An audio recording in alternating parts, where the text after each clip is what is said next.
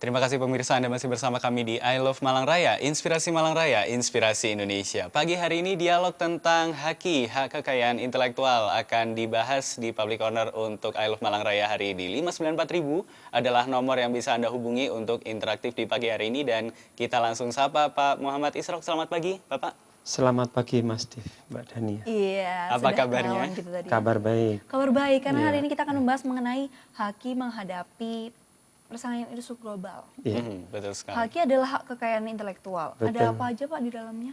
Ada paten, ada merek, ada cipta, desain industri, varietas tanaman, rahasia dagang.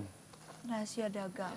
Sementara ini kalau Bapak kan dari Sentra HKI Universitas Muhammadiyah Muhammadiyah Malang. Malang, ya. Yang sudah dihasilkan apa saja Pak?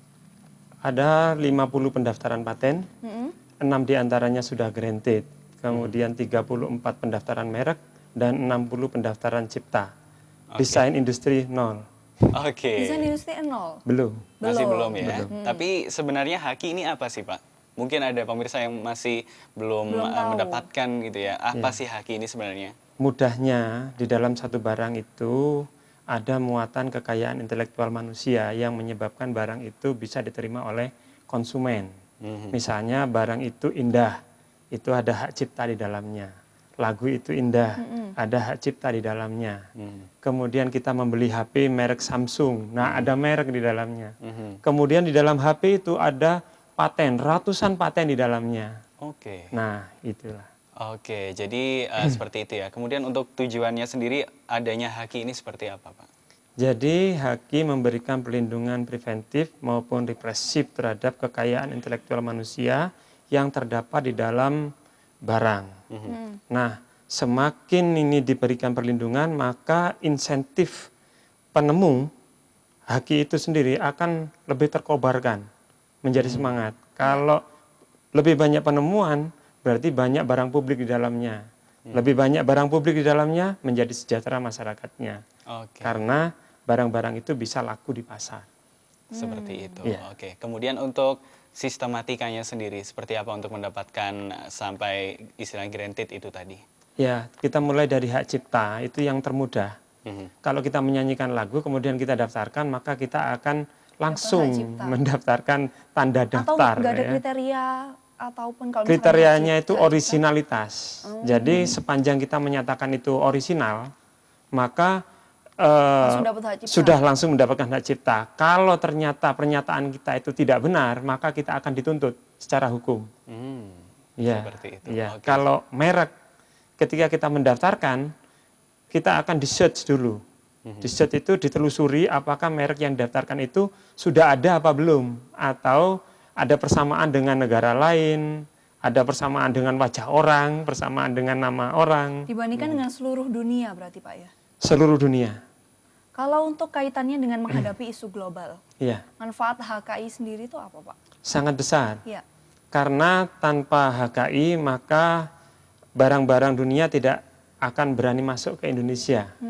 Karena mereknya tidak dilindungi, patennya tidak dilindungi. Demikian juga kalau barang Indonesia ke luar negeri, tidak bisa. Karena tidak punya merek, tidak punya paten, berarti ini barang tidak bertuan. Siapa pemilik kekayaan intelektual yang ada di dalam barang itu? Jadi dunia internasional, terutama negara-negara yang menjadi peserta WTO, tidak akan mau menerima adanya barang seperti ini. Jadi barang tak bermerek. Barang tak Oke. bermerek. Iya. WTO itu adalah World Trade World Organization. Trade Organization, organisasi perdagangan dunia. Oke, seperti itu. Jadi ini berarti untuk haki sendiri memang ada standar dari WTO seperti itu atau Iya. mungkin di Indonesia ada standar sendiri seperti apa? Ya, WTO di dalam perjanjiannya, salah satu perjanjiannya itu ada TRIPS, yakni Trade Related Aspect on Intellectual Property Rights. Mereka membuat suatu standar apa yang harus dilindungi di negara-negara anggota peserta WTO. Nah, Indonesia telah membuat beberapa undang-undang di bidang haki untuk memenuhi standar WTO tersebut, meskipun standar itu masih sederhana yang diikuti Indonesia. Oke. Kalau misalkan tadi paten, misalkan kriterianya apa saja Pak? Paten itu kriterianya satu, invensi yang diajukan itu baru. Belum ada baru, sebelumnya. belum ada sebelumnya, belum pernah dipakai orang, belum pernah ada paten sebelumnya yang tertuang di dalam berita resmi paten dunia. Mhm. Nah, kemudian ada langkah inventif, langkah yang tidak terduga oleh orang yang ahli di bidangnya. Dan yang ketiga, dapat diindustrikan. Jadi diindustrikan. barang yang penemuan yang tidak bisa diindustrikan tidak akan diberikan paten. Begitu. Oke. Bermanfaat bagi orang lain. Bermanfaat bagi orang Bermanfaat lain. bagi orang ya. lain. Selama ini di sentra HKI UMM sendiri sudah ada 6 yang dipatenkan. Ya, Apa saja, Pak?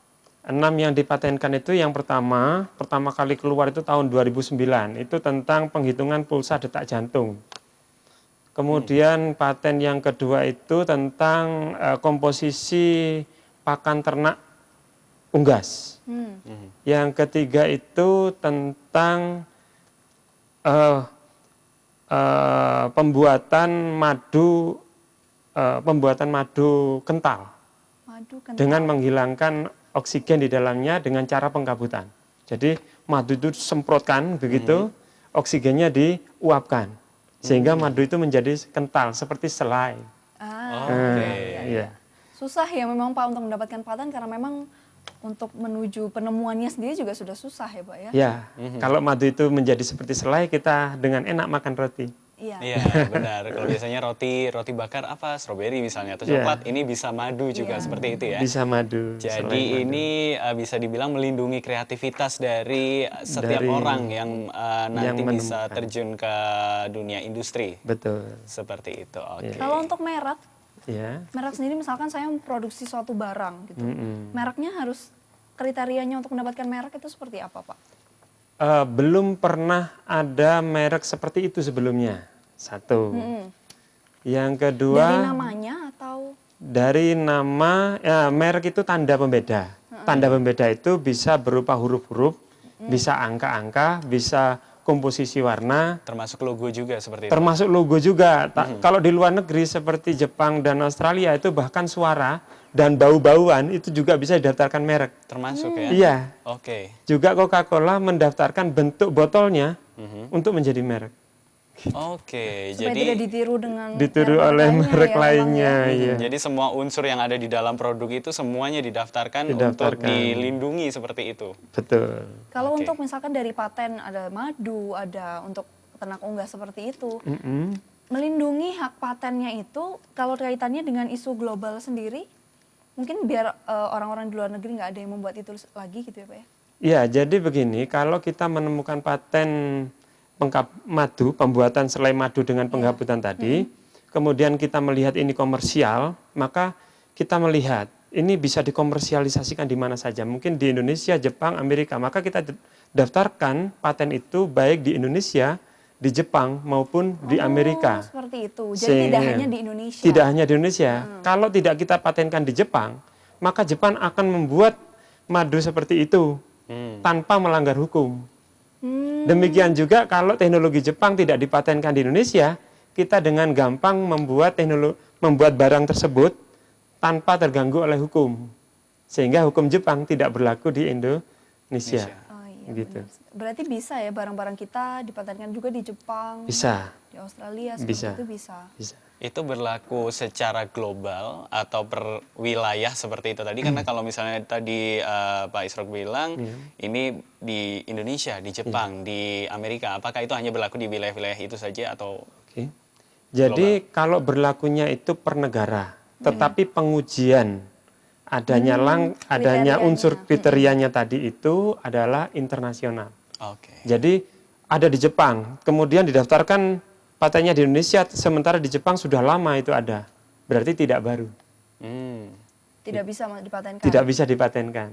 Harus dikreasikan lagi supaya Harus lebih disempurnakan. Disempurnakan. Disempurnakan. seperti itu. Iya. Baik, nanti kita akan lanjutkan lagi untuk Anda pemirsa yang juga ingin bergabung bersama kami, boleh menghubungi nomor telepon interaktif di 594.000. Ini penting sekali mungkin untuk Anda pemirsa yang banyak memiliki kreativitas dan mungkin ingin masuk ke dunia industri, ingin barang-barangnya terlindungi seperti itu bisa langsung menghubungi sentra Haki atau hak kekayaan intelektual. Kita masih akan kembali untuk memperbincangkan bagaimana proses dari pendaftaran untuk di sentra Haki sendiri. Tetap bersama kami di I Love Malang Raya, Inspirasi Malang Raya, Inspirasi Indonesia.